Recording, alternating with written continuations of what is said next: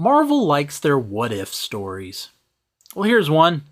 What if the Avengers were all jerks? On this episode of Moving Panels, we discuss Ultimate Avengers. Welcome to Moving Panels, the podcast where we discuss movies and TV shows based on, inspired by, and adapted from the world of comic books. I'm your host, Laramy Wells, and joining me today in the co-host chair from Pop Culture Roulette, please welcome Nicholas Pepin. Nicholas, have you ever considered dyeing it black and getting it pierced? Oh yeah, absolutely. Did you hear that in the movie? I just I came up with it. I was like, I wonder if he actually heard that line in the movie. You know what? I think I missed that one. Wasn't 100% sure, but I've dyed my hair and had pierced ears before, so I'd probably be game to do it again.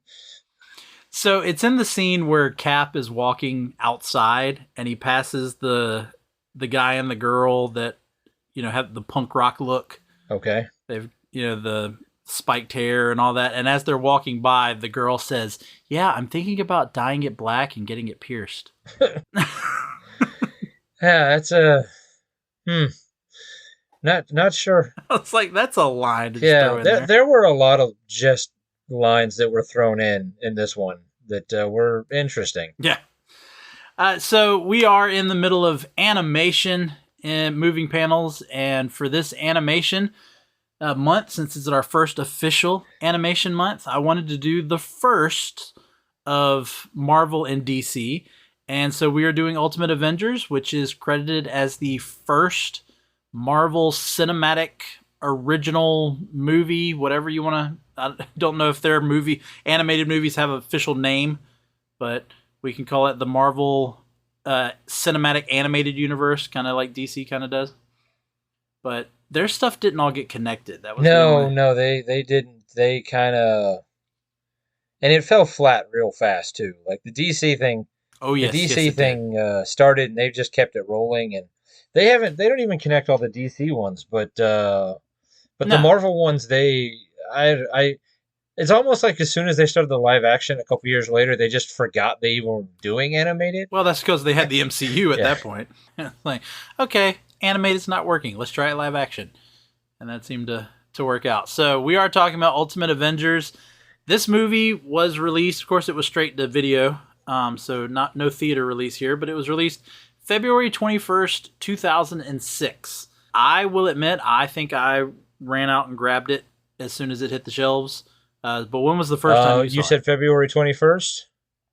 Yeah, February 21st of 2006. Oh, yeah. Really? Yeah, I was at Best Buy purchasing it day of. Yeah, I'm pretty sure I was the same. And the copy I watched was still that same copy. Like, I haven't even upgraded to like a Blu-ray I still have the copy. DVD. Did they even put this one on Blu-ray, or is it? I think they did as like a set with the other ones. Yeah, it's like I think you could get it with Ultimate Avengers and Ultimate Avengers 2. Or it came in like a box set with like some of the other ones, like Invincible Iron Man and Mighty Thor, or what was that? Yeah. Tales of Asgard. Well, when I was doing the research, they said they did 8 of them, 6 of them. Yeah, something and then like that. I was like, okay, I think I purchased all but one of them. I think Tales of Asgard was the one that by the time it got to that one, I was just like, yeah, all right, I don't need to buy any more of these. Well, I assumed it much. Yeah, and it's funny you're talking about looking all these up. You can't just look up this movie on Wikipedia.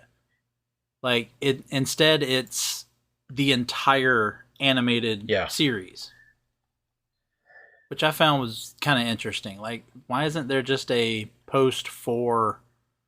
Well, like I said, I mean, half jokingly said, I feel like Marvel just forgot they were even doing it once they started live action. But, I mean, they've kind of they haven't even bothered to stream any of them anywhere. You'd think at least Disney Plus, they'd be like, hell, we've got all these animated movies. Yeah, they're not as great, but at least, we can get some content views out of them. But they didn't even put them on Hulu or... Mm-mm. Yeah, I was surprised by that too, because I went and looked for it. But yeah, let's see. So it's Ultimate Avengers 2, Rise of the Panther, The Invincible Iron Man, Doctor Strange, the Sorcerer Supreme, The Next Avengers, Heroes of Tomorrow, Hulk versus Planet Hulk, and then Thor: Tales of Yeah, so Asgard. Tales of Asgard is the one that I didn't purchase. I purchased all the rest of them, and then I guess that Yeah. when it got to that one, I was just like, all right, I'm done, or that one just didn't interest me, or I don't know. Which is weird because Thor's one of my favorite characters. So Yeah, but this was like preteen or teenager Thor is what maybe this that's was. why I didn't do it, or But that one came out May 2011. So then the very next year, Avengers, the live action Avengers, would come out. okay, May 2011. There might have been another reason why I didn't go purchase Tales Thor's because that's the year I got married. So, Oh, and in May of 2000, so that would have, I maybe was a little busy with other things than I wasn't really thinking about movies to go purchase. all right. Well, today we're talking about the first one, Ultimate Avengers. 3 directors. It was directed by Kurt Gita, Stephen E. Gordon, and Bob Richardson. Were you familiar with any of these gentlemen? No, but I was surprised it took 3 people to direct a very short movie that Yeah. really was lacking. I think total runtime is hour and 11 minutes. And I Yeah, think that's with credits. I mean, I think it's really only like an hour and 8 minutes of actual movie. it almost feels like they were doing it more for the beginning of like another series, like because Yeah. it was almost like this is our you know how they used to do with the cartoons where you'd get like the hour episode or the movie and then that would lead directly into the actual Oh series. yeah. Yeah, they did that with all TV shows. Yeah, they would have a little TV movie that would kind of kick it all Yeah, off. it almost felt like that's what they were doing, but then they changed their mind. I don't know. It just Yeah, but then they would use kind of this version. They didn't use this story, but they used this version for the Disney XD shows. okay. You know, like the Avengers Earth's Mightiest Heroes, I think was the name of the first one. Then it switched to like Avengers Assemble or something like that. But it was the same group of Avengers, and it was the same kind of style of animation, but of course a lot more kid friendly. But going into these directors, so I did look these up to see like hey, why did we need these 3 guys? So Kurt Gita had directed some other comic series, but they were all DC. He directed episodes of Superman the Animated Series. He directed episodes of Batman Beyond, and he directed episodes of The Zeta Project. Okay. And then Stephen E. Gordon had done episodes of X-Men Evolution. And then here's a fun one that I think you'll get a kick out of. Stephen E. Gordon was also part of the animation department for Cool World. Oh, that's a movie I think most people have forgotten existed. I think I do too until I see it pop up somewhere. I bet Brad Pitt Then would wish we would forget about it. Then Bob Richardson directed episodes of Spider-Man the Animated Series. And then he goes further back. He also in the 80s, he worked on, what not necessarily directed, but he worked on the Spider-Woman cartoon, Spider-Man and His Amazing Friends, and Muppet Babies. I really see the Muppet Baby connection with this movie. It's just yes, it's very very very close tie in there. Giant Man, Nanny, yeah, they were the same. Oh yeah, right up there. Yeah. But dude, Bob Richardson even goes back to the 60s. He worked on the Pink Panther cartoon. Oh, so it's a name that I probably should have known then because he's worked on some pretty iconic properties. But yeah, 3 directors for a movie that's barely an hour long. So, yeah, kind of interesting. But the story is adapted from the comics. It's from the Ultimates universe. In fact, officially, the Ultimates, the new name they gave to the Avengers when Marvel decided to do the relaunch of the Ultimates. And the comic book was part of the brilliant mind of Mark Millar with artist Brian Hitch. And I'm sure you are familiar with at least Mark Millar's name. I'm familiar with both of them. Okay. The Ultimate Universe is kind of what relaunched me back into comic books when in 04, 05, when I decided I wanted to start purchasing books again. When I went to the store, they were like, hey, the guy at the store was like, because I was just like, where do I even start? Like, I haven't Yeah. read like 30 years, 20 years. And he was like, well, try Ultimate Spider-Man. And he talked me into buying the volume one of Ultimate Spider-Man. I went home Yeah. and I burned through it like the first night.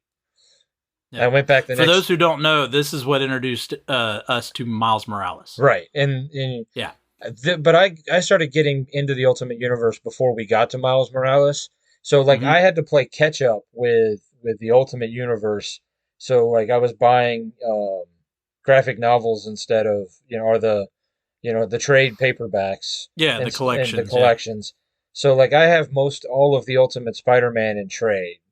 The Ultimates I have in the hardcover trade Yeah. of all the first like 13 issues.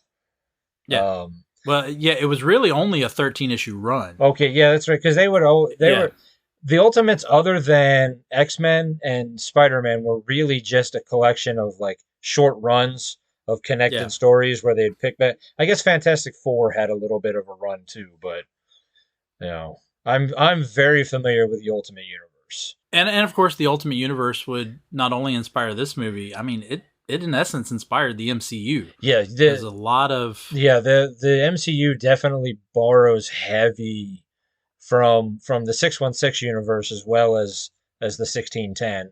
yeah. But of course, for those not familiar with the Ultimates, you probably also recognize the name Mark Millar because he's the guy behind The Kingsman, Wanted, Kick-Ass. He was the main writer behind Marvel's Civil War, Old Man Logan, and of course, I have to bring up he's the guy that wrote Superman Red Sun. So, I mean, Yeah, I mean, there's not a lot of bad that he's done. no, Millar is one of my favorite writers. I think the only writer I like more would be Bendis, and I could see that. but that's just Which I think Bendis had a hand in a lot of the Ultimate stuff Bendis too. basically created the Ultimate Universe because he did Spider-Man first, and then That's what I thought. they brought in Millar to kind of help punch up everything else. Yeah, it's funny that when you talk about the Ultimate Universe, it didn't start with the Ultimates. Like it started with they were doing Spider-Man, Fantastic Four, and X-Men before they ever did the Ultimates. So it's kind of interesting that you call it the Ultimate Universe, but you don't introduce the Ultimates until a little while into it. And then artist Brian Hitch, who drew the comic, his name rings a bell to me because he's also the artist behind The Authority for DC, which James Gunn is planning on turning into a movie. Yeah. And like I know that you have because you do your research, but for those of you who haven't, go look at least at some of his artwork from the Ultimates. There is just some absolutely gorgeous splash panels in the Ultimate book of the two double page, just full Hulk or full whatever. I mean, it's just Hitch is a really good artist. Yeah. Well, for the 13 issues, they had I don't know if they were main covers or variant covers, where each cover was just one of the I say the Avengers, but one of the Ultimates. So there was like an Iron Man cover, and there was a Captain America cover. But I do want to get into the look of some of these a little bit later, so we'll come back around to that. So Ultimate Avengers was written, the screenplay, by Greg Johnson. This is the same guy who wrote for the animated series Wolverine and the X-Men. He wrote for the Incredible Hulk series in the 90s, as well as the 90s Fantastic Four animated series. So again, you had a lot of people in this who had experience. And so I wanted to bring all that up because we're going to get into what went wrong with this one. So, okay, I'm not. I'll go ahead and give my final decision a little bit. It's not bad. No, but we'll get into it. So let's get into the characters. We'll do a quick run through. So Captain America was played by Justin Gross, who is mostly a video game voice actor. You got Nick Fury, voiced by Andre Ware, who would also voice Nick Fury in the Fantastic Four video game that was based off of the Jessica Alba movie. Mark Warden as Iron Man, Tony Stark. He would continue voicing Iron Man for some of these other movies. He did it for Invincible Iron Man and even for the Iron Man bit at the beginning of Planet Hulk. You have Grey Griffin, although in this she was credited as Grey Delisle, playing the Wasp. Many probably recognize that name. I mean, she's Wonder Woman for the DC superhero girls. She was Captain Marvel on all those DC, or not DC, Disney XD shows. And for those of you who don't watch comic book stuff, she's Vicky on Fairly Odd Parents. She has done a lot. Her IMDb page. She has, yes. Her IMDb page is long with voice credits. Really, everybody in this, their IMDb page is just filled with voice work. And then you got Giant Man, Hank Pym, Nolan North, who, hey, he's also Superman in like the Lego video games. He's Green Lantern in a lot of the DC stuff. He was Connor Kent on Young Justice. And then live action, he played Peter Hastings on Pretty Little Liars, for the people who watch that. And then Bruce Banner was voiced by Michael Massey, who I did not know this. He was the gentleman in The Amazing Spider-Man. The guy you see at the end of the first movie that's setting up the whole Sinister Six. Okay. Do you remember that? Yeah, vaguely. Yeah, that's the guy who voiced Bruce Banner. He was also Fun Boy in The Crow. Oh, okay. Going back. Yeah. Because I'm sure you want to bring up the memories of The Crow. Yeah. Then you've got, I mean, who else could be the voice of the Hulk other than Fred Tatasciore? I mean, the dude is the Hulk. Then Black Widow, voiced by Olivia Debeau, who was Princess Jenna from Conan the Destroyer. And what was her name on and now I'm blanking on the Fred Savage show in the 80s. The Wonder Years? Yeah, the Wonder Years. Yeah. And she's the one name that kind of stuck out to me. I mean, other than the fact that I know a lot of these people from animation, like she's the one name who was like, oh, you're really well known for being a live action actress, where most everybody else is really well known for being the voiceover people. Now, she was Carol Ferris, aka Star Sapphire, in the Justice League animated series. I mean, she's done a lot of animated stuff. Yeah.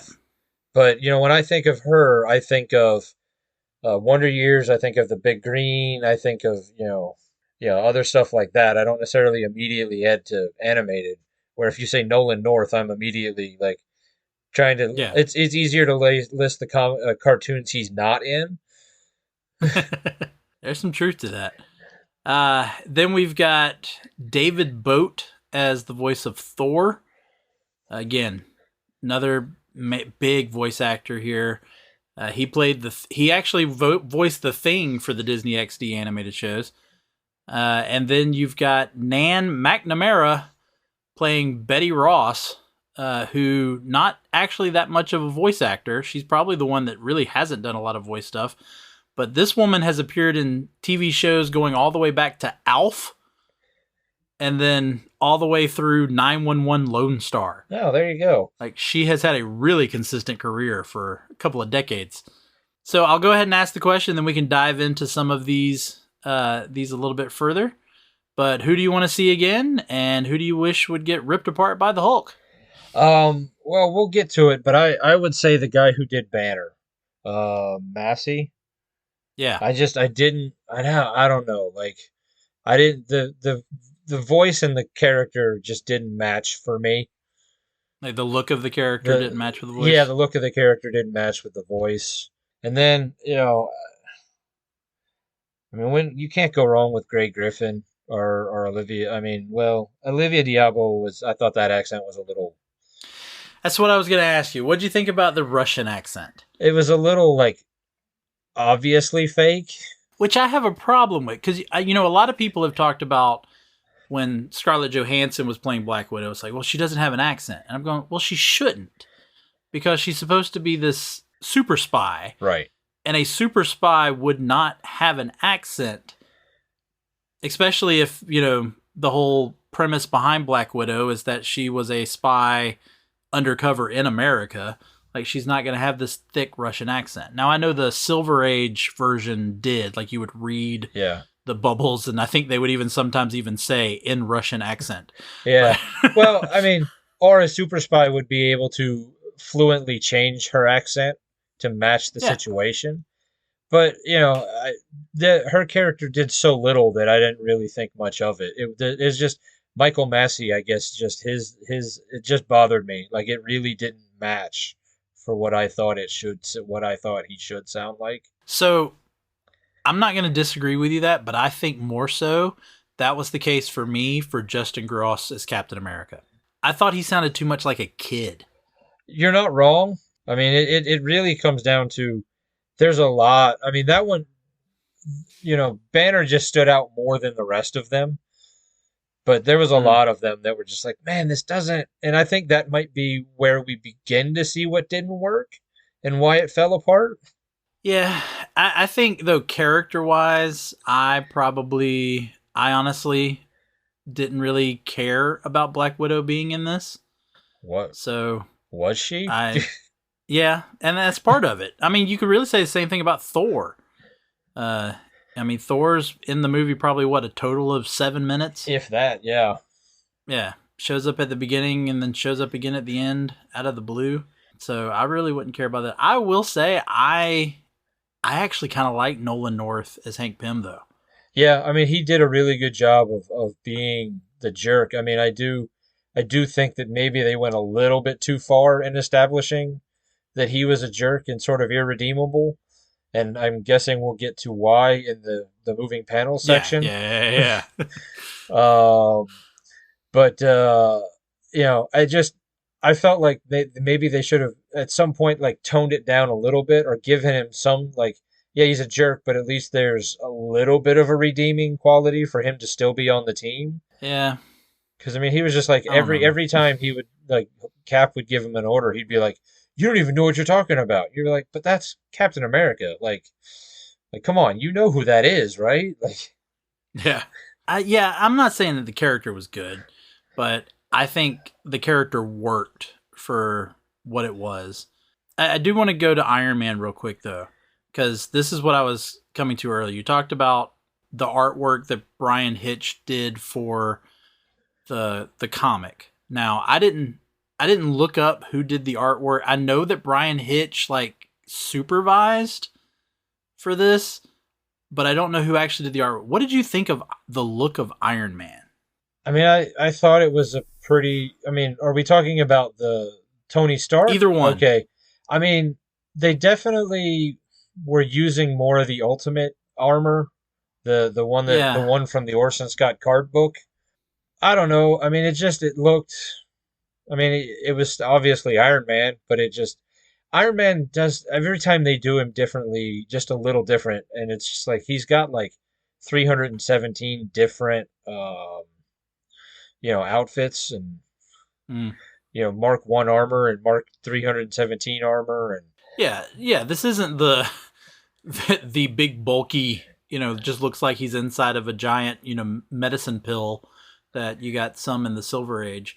But I don't know, there's something about the way they kind of made his helmet, and this was in the comic too, made his helmet kind of look almost skull-like, I guess you would say, because it like came in on the cheekbones. I always kind of felt, at least in some iterations in the Ultimate Universe, that it was more Metroid, Yeah. like Samus. But Yeah. Oh, yeah, yeah. Yeah, that's a good comparison. I didn't think about that.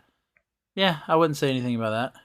Anything bad about that. What'd you think of Andre Ware as Nick Fury? Because here's why I'm kind of interested in really your thoughts on all these characters. Because this was before the MCU, so these were.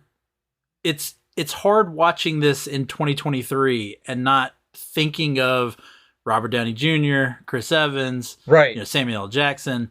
And like let's put it this way. I watched the movie. I bought it at Best Buy. I ran home and I watched it. I doubt I watched it again until you had me watch it for this. Yeah. You know, I've probably only watched it maybe one or two more times. Yeah. but Before so this. I think I mean, other than the fact that I've read the book, I probably forgot about a lot of it. I mean, Andre Ware, I mean, he does a good job of Nick Fury. I think he's one of the few that really kind of, nails the voice and the tone of who I think that character would be. But they clearly, even in 2006, had an idea of who they wanted for a live action version. Well, and again, jumping the gun a little bit, in the Ultimates, in issue 4, Nick Fury himself says that he should be played by Samuel L. Jackson in the movie. Well, so that I don't When they're I don't jump the route, are you going to get to the game that they play with themselves when they're sitting around the table deciding who should play who? Oh yeah, we'll get into that. Okay, we'll get into that. Well, you know what? Let's just go. Let's just pause now, and then we'll do it. Okay.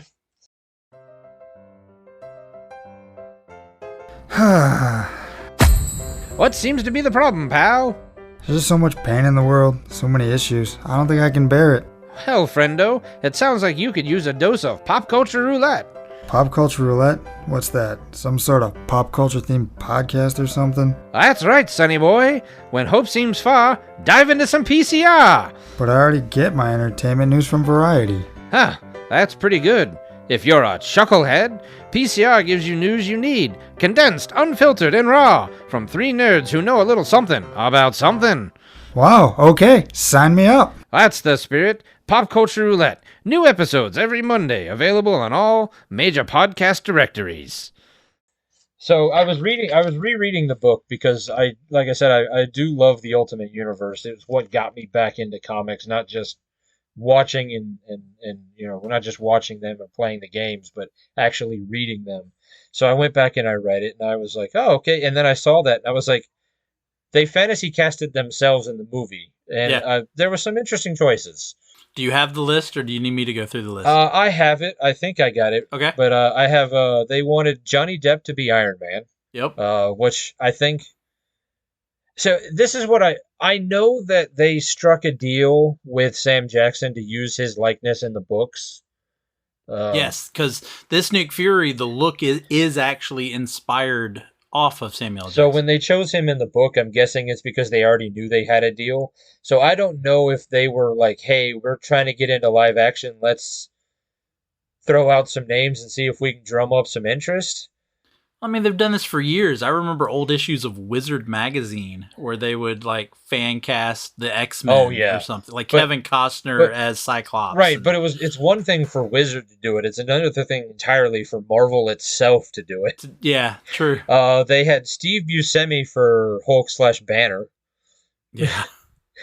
Which in the animation, that could work. It looked like Steve Buscemi, Fury, Sam Jackson, Captain America is Brad Pitt. Yep. Which maybe at the time would have worked. I don't know. Well, that's the thing. You got to remember, this is, March of 2002, and then this was issue 4, so you're still looking at, late summer, early fall of 2002. Yeah. So right here, the early 2000s, Johnny Depp is hitting his stride with the Pirates of the Caribbean movies. Brad Pitt's got a run going. This one was a little strange, but because it didn't really translate for me. Lucy Liu as Wasp. Well, Wasp even says in the comic, she goes, "Is it because she's Asian?" Right. And then Matthew McConaughey as Hank Pym. All right. Which might still work, but I mean, obviously Michael Douglas took that role. And then I don't think I have anything else written down. So no, that's all they do. They didn't say anybody for Thor, although I do like the joke when he shows up in the movie, and it's like, who's the chick with the hammer? Yeah, I don't know. Maybe because I used to have long hair, I'm a little more sensitive. But that joke just seemed out of. Oh no, it doesn't hold up. Okay, it just seemed out of place. It really, not even 20 years later does the joke work. No, it just seemed out of place even for then. There's so much of this movie was out of place. But to get into it, I think I've already mentioned, so the comic is The Ultimates, 13 issues. They then brought it back and they called it The Ultimates 2. And they also have an Ultimates 3. But it ran from March 2002 to April 2004. And if you're doing the math, you're going, how in the world did 13 issues take 2 years? Apparently there were delays. in the run of this 13 issues. Yeah, 13 issues, but it took 2 years to do it. But the story reboots the Avengers, and they keep essentially what was the original lineup from the Avengers comic from back in the 60s. Of course, they do add in Nick Fury and Black Widow. The comic book also adds in Hawkeye and then randomly Scarlet Witch and Quicksilver. Well, they were some of the original members of the Avengers in the original run, which is but later into the original run, which is where Marvel got to use Quicksilver and Scarlet Witch, and Fox was able to use. Well, they only used Quicksilver because they had been so established as Avengers. Like Fox had to share credit with those two, which is why we have the whole Quicksilver mess right now. But a little loophole. And see, that's going to get messy even more so with the fact that I forgot his name. Dude that played Evan Peters or Aaron Taylor Johnson. Yeah, Aaron Taylor Johnson is returning to play Kraven. So I'm like, okay, this is going to get more confusing now. Because if he's coming as Kraven as part of the Spider-Man universe, but they've now connected the Spider-Man universe to the MCU. It's gonna have to pretend we don't know things. Yeah. So let's start. Do you want to start with the similarities or with the differences between the movie and the? Well, the similarities will be a much shorter conversation. So. Yeah. Well, the overall story is roughly the same. Right, and I think they really only did about the first 6 issues. Ish, yeah, because it's really only up to the attack at that warehouse. Right, where Hulk freaks out. Yes. Yeah, and then... Which I will also point out is kind of a tie-in to the original story, because in the 60s, Avengers #1, the premise was, why did... Giant Man, Thor, and Iron Man, and Captain America. Well, not Captain America, because he didn't show up till issue 4. But why did they have to team up? And it was to stop the Hulk. Okay, well, because Loki was. Let's take a step back here and talk about the Ultimate Universe as a whole. The whole reason that Marvel started it was that they realized they were having a harder time getting the younger audience in.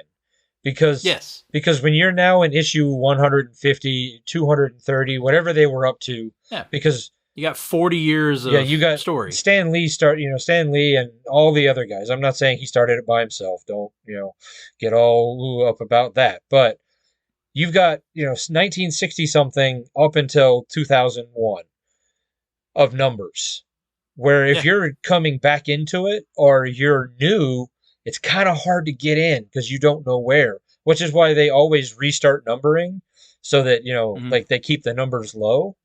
But they handed it to Bendis and said, okay, you can do it a little differently, but you have to keep basically the same premise. I mean, some characters got radically changed, but, Spider-Man was still Spider-Man. He had slight key differences, and they were like, well, instead of doing it this way, let's do it this way.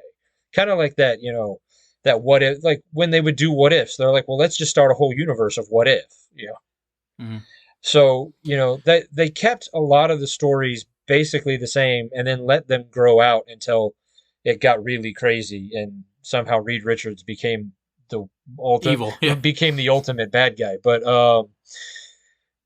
so at this point in the run of the Ultimates, or in the Ultimate Universe, everything is staying a little closer to what it originally was supposed to be. Just change it just a little bit so that, Hulk is more of a bad guy or stays a bad guy. Or other, Thor, was he a god? Was he not a god? There had that whole, so with Spider-Man, with all his villains getting slightly different, and Spider-Man's origin was a little different. It was just different enough, but it was also something to reinvigorate, what. Yeah, because there was a lot of what came out of the Ultimates universe that kind of became the official canon. Like, for instance, Bruce Banner and the Hulk being tied to the super soldier serum. Right. Like that's now what everybody accepts, is that it was an attempt to recreate the super soldier serum that eventually led to Bruce Banner getting turned into the Hulk. So yeah, there was a lot. And again, Miles Morales came out of the Ultimate Universe. There's been a couple of Ultimate characters who once they killed the Ultimate Universe got shook out into the 616 universe. Miles Morales being the biggest one. Again, I know we said of the MCU, but getting rid of that horrible mask for Hawkeye and giving Hawkeye a more streamlined kind of look. Yeah, well, I mean, comes out of this. There are a lot of things. Like when I watched, it was definitely Amazing Spider-Man 2, where I was like, oh, this is not the same Spider. Like, this is where I was like, oh, okay, they're not doing 616 Spider-Man. They're doing Ultimate Spider-Man. Yeah. Yeah, that's what, like, Andrew Garfield was a different Peter Parker altogether, in my mind, because of the storyline that they were doing with, the whole, his father was, really, a super secret scientist, and, what, they, whatever. I mean, that's a whole nother issue, but.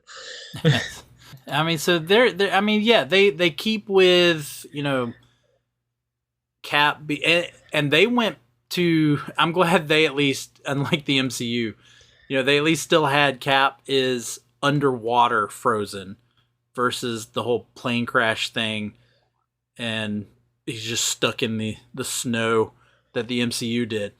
But they at least stuck with that, which is what it was in the 60s. They brought it back for this. The Bucky not being the Winter Soldier. Like, what do you think of that, though? It honestly makes more sense in the long run. I mean, it's just one of those, like, because, I mean, who was it that did that one? Kurt Busiek? Was he the one that did the Winter Soldier was really Bucky? I'm not 100% on that one. Okay. That was kind of like, I mean, it works now because we've just gotten used to it, but at the time you're like, what is this? Because, the whole time you've always just thought that, well, first off, most people forgot that Bucky exists until they figured out a way to, like, bring him back. Well, at least, like, that he wasn't a kid, a teenage sidekick, like he was in the earlier comics, where he was the Army's, like, mascot, I think is what they called him. Yeah, he was their teenage mascot. Which is either a product of the time when Captain America was either running or like, because that was the whole Batman Robin thing where you're like, so this grown adult is running around fighting crime with a teenager or a preteen. What is that? I mean, Batman did it. Cap was doing it. There was a lot of guys that were doing it back then. It was weird. Well, it was almost that same way we're talking about them with the Avengers, because you're looking at these characters, Captain America, Batman, Superman, who had originated in the 40s. I mean, Superman was 38. I think Batman was 39. But they had originated in the 40s. We're now into the 60s. So 20 years, you're talking about a new generation. So you have to appeal to the younger audience. So Batman gets Robin. Captain America gets Bucky. Superman now has these Superboy stories. Oh, yeah. And so you get the Superboy. Yeah, I mean, Green Arrow gets Speedy.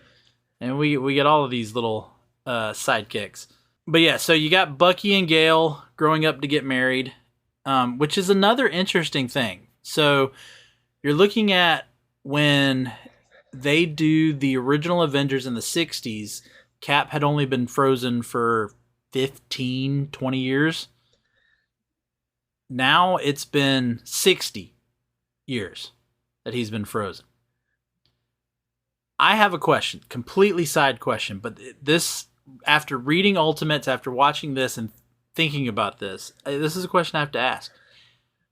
How long can you keep Captain America a World War II soldier? I don't know, because, I mean, at some point, I mean, because you have already retconned Iron Man. Yep. Out of being was it Vietnam originally? I think it was Vietnam. Yeah. Yes. Now it's been retconned into being, a non-named, Middle Eastern terrorist organization. Middle Eastern conflict. So at some point, I don't know if you have to update Iron Man. If you can, you have to find a way to update it to, I guess, maybe Vietnam, or I don't know. It's so, because Captain America is also so brutally tied into being in World War II. Like, I mean, that's the entire, or I don't know how in 20 years, if you redo it, like how you keep it tied into World War II and still, he's been in there for 100 years. That was part of my questioning. Was it's been 60 years with the technology that you have. How have you not found him yet? Why did it take you 60 years to find him? It's a good question. Even if you didn't know exactly where he fell, you obviously had to have an idea because you know the event. Why does it take 60 years? And I know they try to brush it off by having Betty Banner say, this is the Atlantic Ocean and there are currents and tides and changes. Which is where at least I think the animated movie makes a little more sense, because it was just him. Finding a body in the Atlantic Ocean somewhere in the art, it would be darn near impossible. Where in the MCU, where he goes down and stays in the plane, it's pretty hard to lose an entire plane. I mean, it's not impossible, but... Well, I don't know. Amelia Earhart did it. Yeah, I mean, MH370, from 3 or 4 years ago is still just gone. Like, we don't know where it is. Yeah. And then, of course, they keep the Thor being reluctant to join aspect from the comic. What do you think of the way that... What do you think of Thor being this Like, my question is, why? Why is he an environmentalist? Solely because he was in the comic book. And even then, that's such a stretch. Like, why, I mean, Thor being who he is, I mean, he would care about the environment, but only to an extent, maybe not enough to be, like, basically an eco-terrorist. Yeah. It's just strange. It was just, I mean, it's almost like we want to make him a hippie, but he's got to be a hippie in the 2000s. Yeah. And I guess they think, environmentalists are as close to hippies as you can get nowadays. And then I've already mentioned the Banner stuff and him secretly testing on himself. That comes from the comics. And then the Chitauri. This gave us the Chitauri, which were, I guess, the Ultimates version of the Skrulls. Yes and no. That's why because I know that they later would then bring in the Skrulls. Yeah, I mean, they kind of brought in the Skrulls and the Fantastic Four for a very, very brief, I'm not even sure if it was more than an issue. But, and because of the weird rights with the Skrulls to begin with, that's why I think the MCU chose the Chitauri for the Avengers movie. But because they already had an alien group that they could use. But yeah, the Chitauri in the Ultimate Universe is definitely a lot closer to the Skrulls being shape-shifting. And because shapeshift, yeah. I mean, the Skrulls are already, the bad guys for the most part in the 616 universe.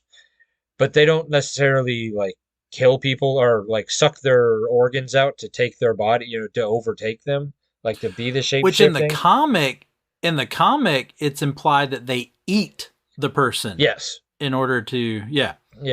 So, I mean, it's a little bit more, but that goes back to the whole thing with the Ultimate Universe, is that it's supposed to be a little more grounded in reality, a little bit dirtier, a little bit, edgier. Like, they took everything and they dirtied it up a little bit, made it a little bit more, because there's definitely some things, and I'm sure we're about to get to that section, where stuff that happened in the Ultimate Universe is not as kid-friendly as the 616 universe. Oh, absolutely. I do want to talk with the Chitauri, though. One of my biggest issues with the movie is when Cap enters that room and you just see these aliens, like, typing on the computers. And that's it. That's your reveal that the Nazis are working with aliens. Whereas I think if you maybe held back on that just for a few minutes, and when Cap throws his shield into Kleiser and you see that Kleiser's an alien, like that should have been the reveal, Right. to me. Okay. Because I also wrote down the camera lens that Bucky's using must be the best camera lens of all time from 1940 something. From the 40s. To pick up Cap on the ship, like ripping the panel off.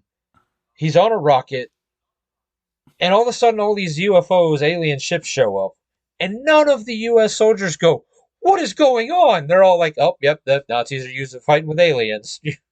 Yeah, the Chitauri reveal is like nothing in this movie. Right, and then there's no shock to it at all. There's literally hundreds and hundreds of men on this, on this battleground who saw multiple UFOs fighting Captain America. Maybe even made it into the building and saw some of the Chitauri. They are not real clear on that.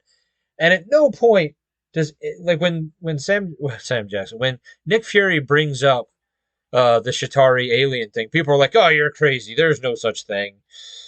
No. Yeah, says the guy who can grow to the size of a skyscraper. Right, and you're just like, but do you know how many people saw the Chitauri? Like that, yeah.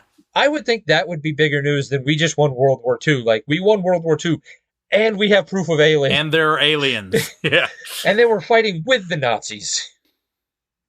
Yeah. Yeah, and of course that gets into our differences, which we'll get into and probably poke a lot on, especially what Nick was just talking about with that this is not your, as people would say, this is not your grandpa's Avengers. But one of the differences is that in the movie, they have where Banner has used Cap's blood to make a new Hulk serum, I guess. Because they don't explain in the movie like they do in the comics that he actually injects himself in order to turn into the Hulk. Whereas in the movie, they just make it as if he gets angry. Yeah. But the comic, it's like a Dr. Jekyll and Mr. Hyde serum. And it's not until he injects himself with the one with Captain America, they then say in the comic, the Hulk serum hasn't completely left your body. Some of it's still staying. And they think it's because of the super soldier serum. Yeah, I mean, I'm trying to remember exactly how everything went in the comic and in the book. Because in the movie, they tried to say that, like, because he had been the Hulk in the past, he was trying to find a way to control the Hulk. Because later on in the books, like, Hulk and Banner kind of come to an agreement. So, like, when he becomes Hulk, he's still somewhat under control and not just a rampaging beast. Instead of just hating each other and always fighting one another, like, they kind of coexist a little bit.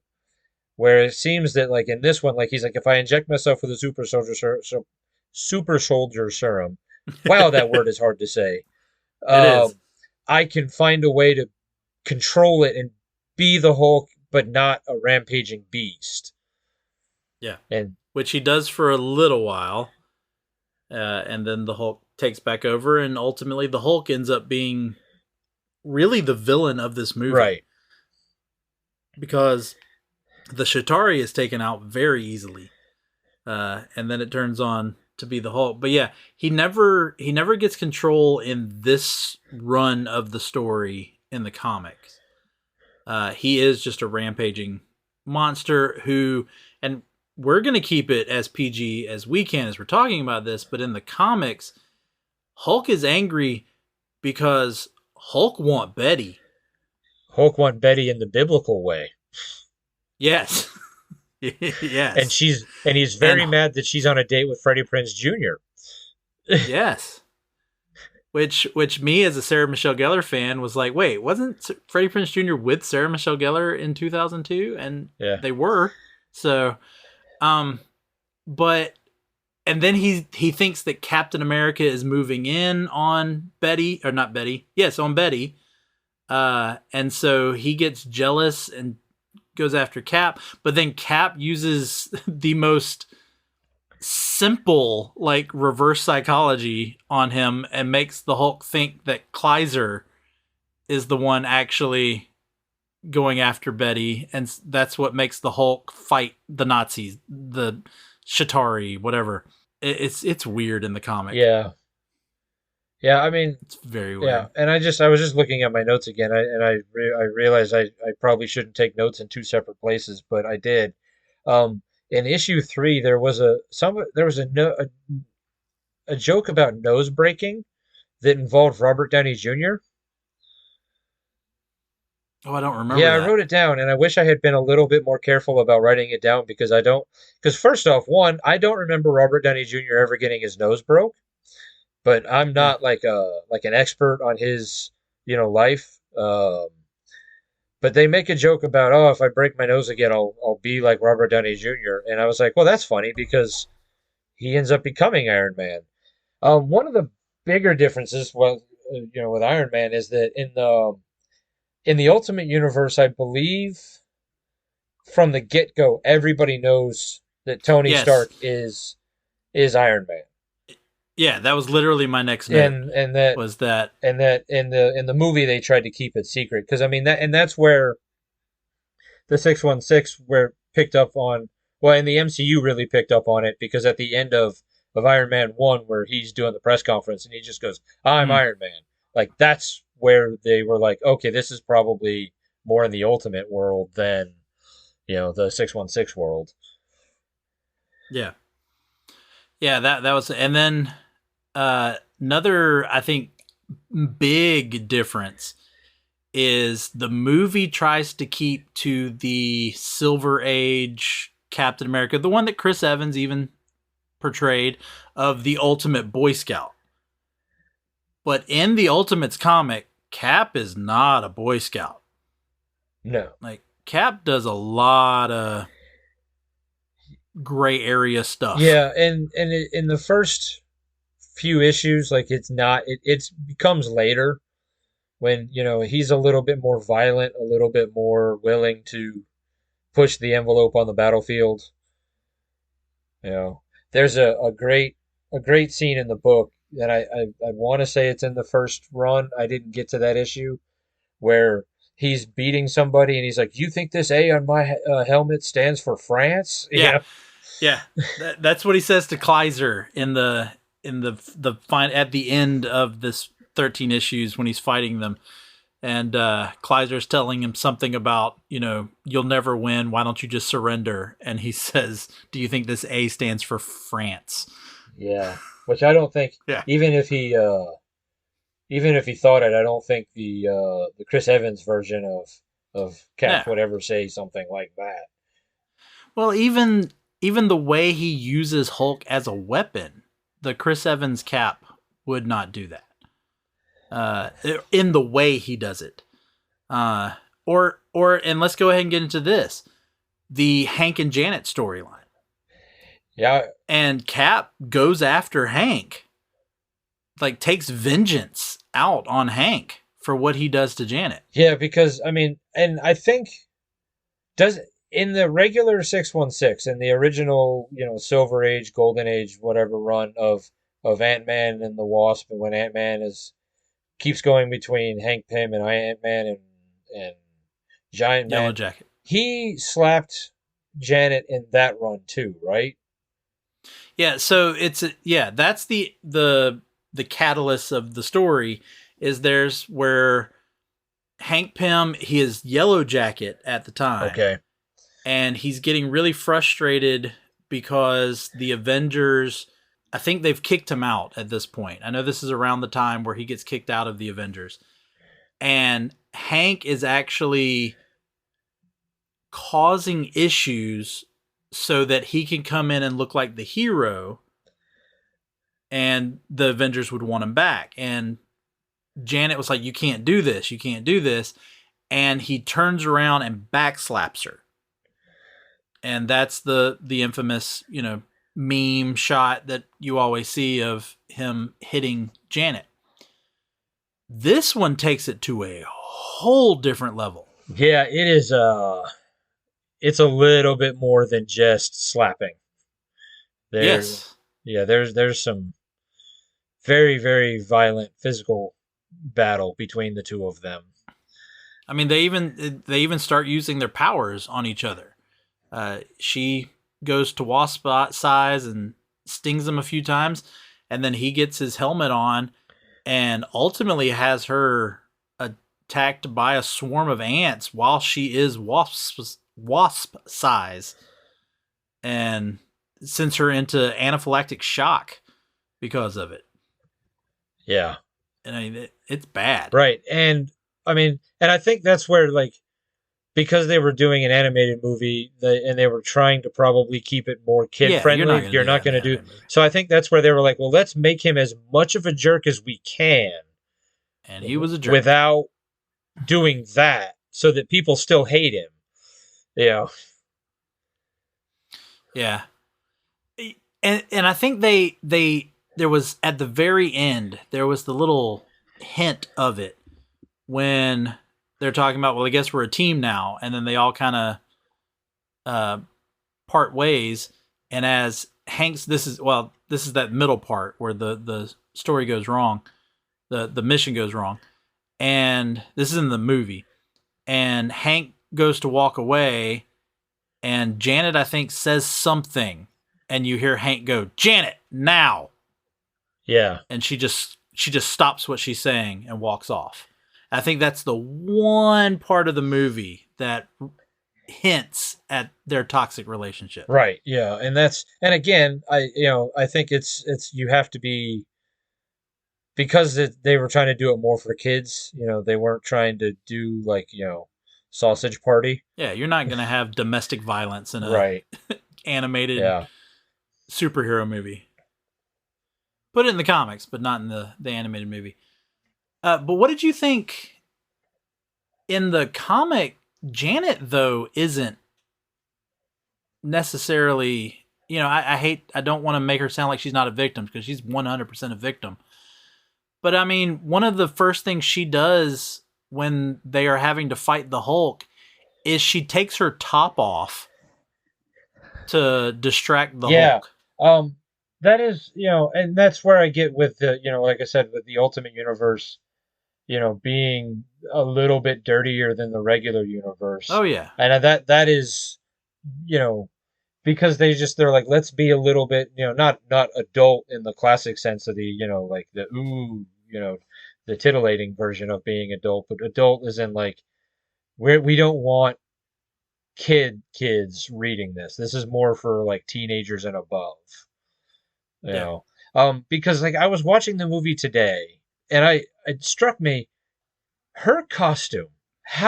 What are the physics of that? Like, how does it work? Like, it doesn't seem like that costume should be able to stay on. Yeah. Because she's got to have the opening in the back for her wings, and then the front of it just comes around. I mean, it's kind of like some open back dress. Yeah, but I mean, it's also really really like super like spandexy. It just didn't make a lot of sense from a design standpoint, but it's also animated, so whatever. So they also retcon her in the comic, and they make her a mutant.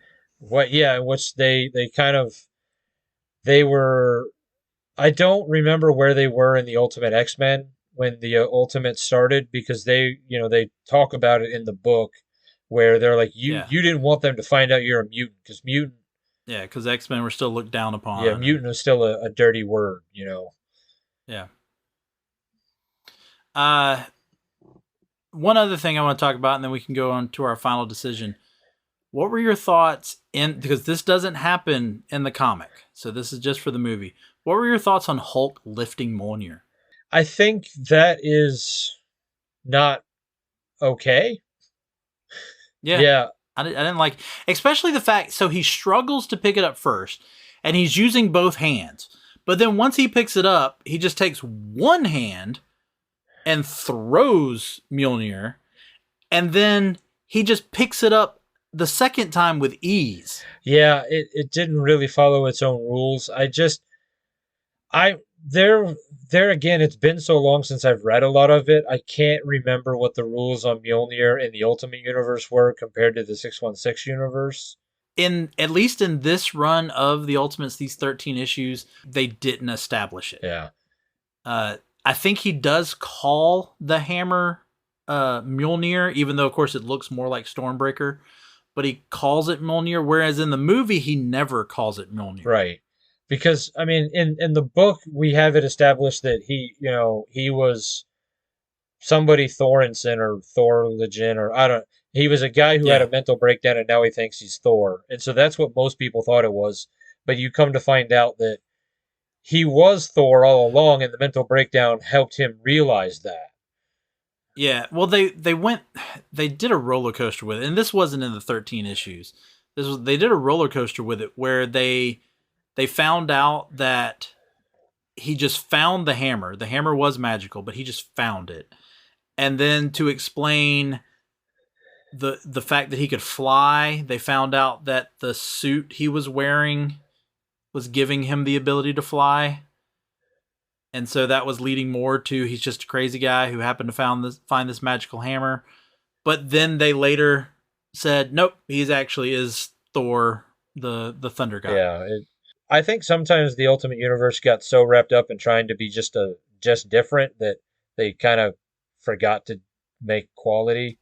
Not to say that, I mean, a lot of it was good, but sometimes you're like, wait, it's a good story. What is going on here? But, yeah, I had one thing on my notes that we didn't get to. So he brings out this shred of vibranium, and then he brings in some shield agents who just in the middle of the war room open fire on it with machine guns and flamethrowers and a grenade launcher. Which seems really, really irresponsible for like the middle of a well, and they even do like a wide shot when they shoot it with the rocket launcher, and none of them react. Like they don't have why did you do that shot to show all of them if you're not going to animate them like, oh dear God, like none of them react. It seems so out of place. And you were talking about Bucky's camera in 1940. Can we also talk about Captain America's grenade that was powerful enough to blow up a rocket? Well, see, I assumed that it was powerful enough to start a fire or blow up something, and then that was enough to blow the rocket, use the rocket against itself. Yeah, maybe. I'm not a big ammunitions guy, but I know that grenades don't usually explode like that. So yeah, I can see what you're saying. That's just, I think that's what they were going with. I don't necessarily, in a 110-minute movie, you don't really have time to establish too much. Yeah. Oh yeah, you have no time to establish anything. So that gets into it. Let's get into bag it, stack it, or trade it. So Nicholas, what say you? Man, it's borderline trade stack. I guess I would say stack it just because it's not terrible. I mean, we're not talking the Incredible Hulk here. But it's definitely not good enough to bag because, I'll keep it in the collection because it's just worth having, but I'm probably not going to pull it out very often.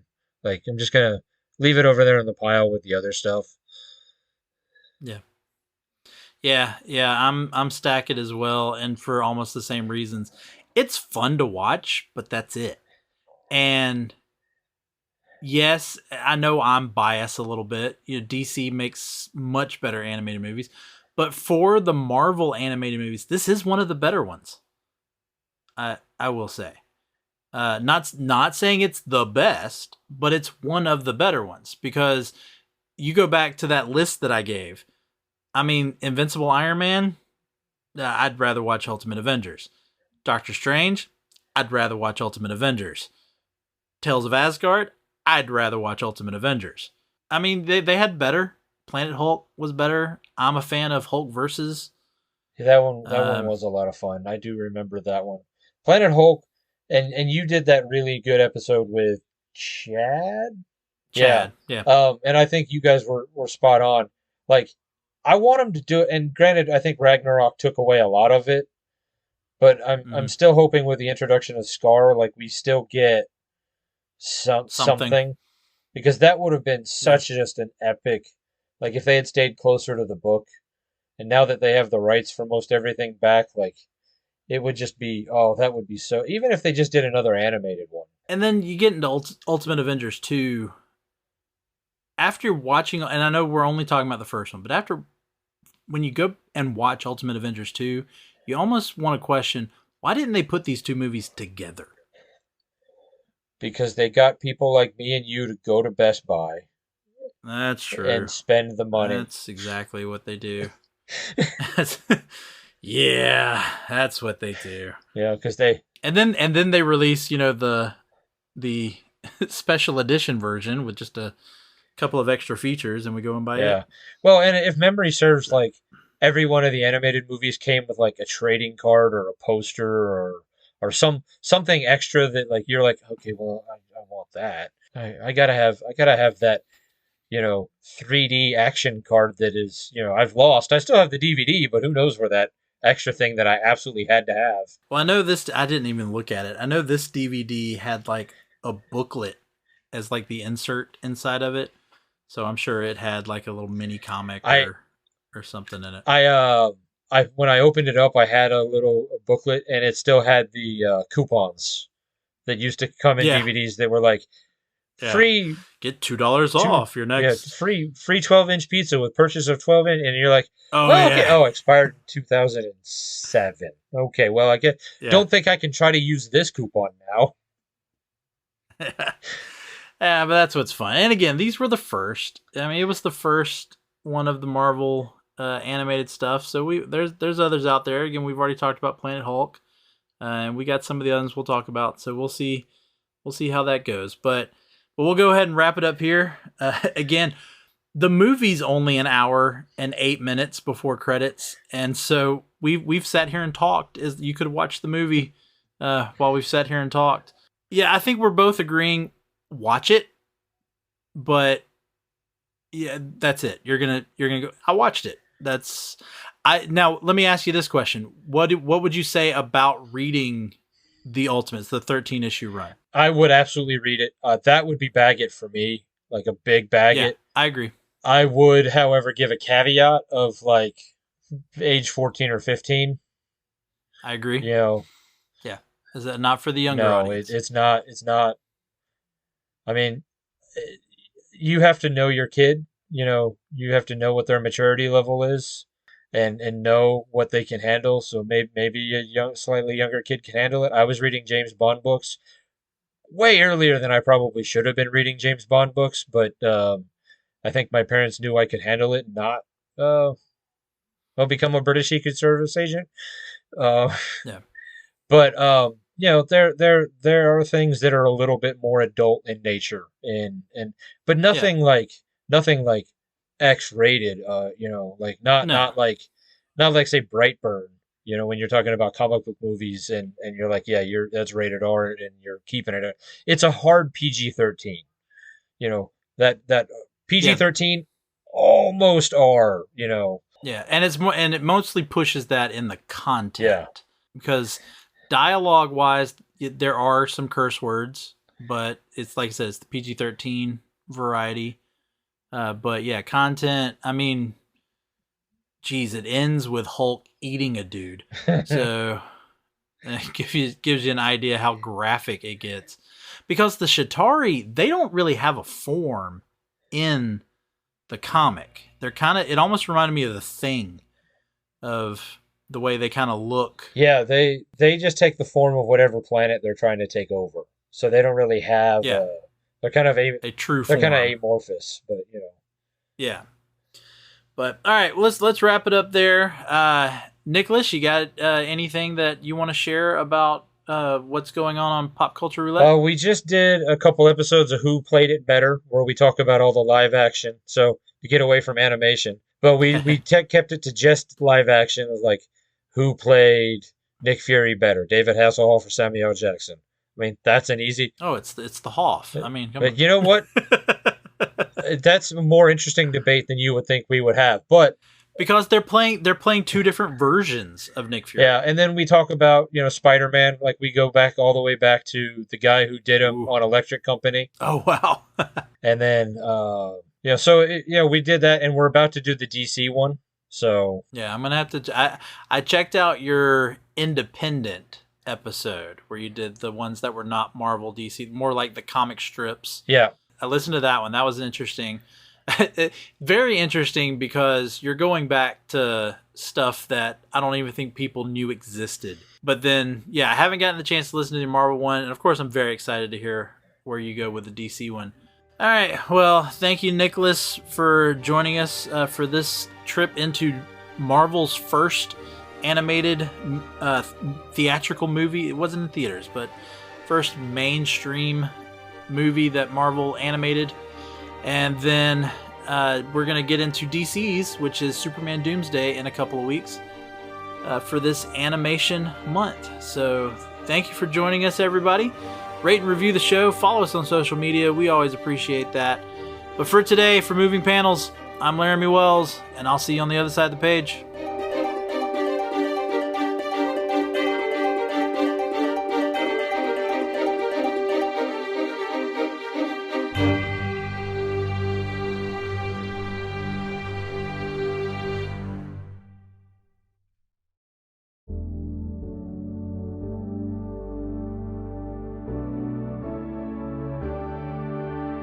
Life moves pretty fast. If you don't stop and listen to an 80s Flick Flashback podcast once in a while, you could miss it. Do you love movies of a certain age? Do you miss the days of VHS tapes, VCRs, and the video rental stores? Does the thought of another 80s movie being remade seem inconceivable? My name is Tim Williams. I'm the creator and host of the 80s Flick Flashback podcast. On each episode, I'm joined by guest co-hosts to discuss one of the many movies released in the 1980s. We share our first-time watch memories, our favorite scenes, and even learn some behind-the-scenes stories about the cast and crew along the way. New episodes are released every other Friday on your favorite podcasting platform. So make like a tree, get out of here, and go listen to an excellent episode of the 80s Flick Flashback podcast. The ad is over. Go home. Go.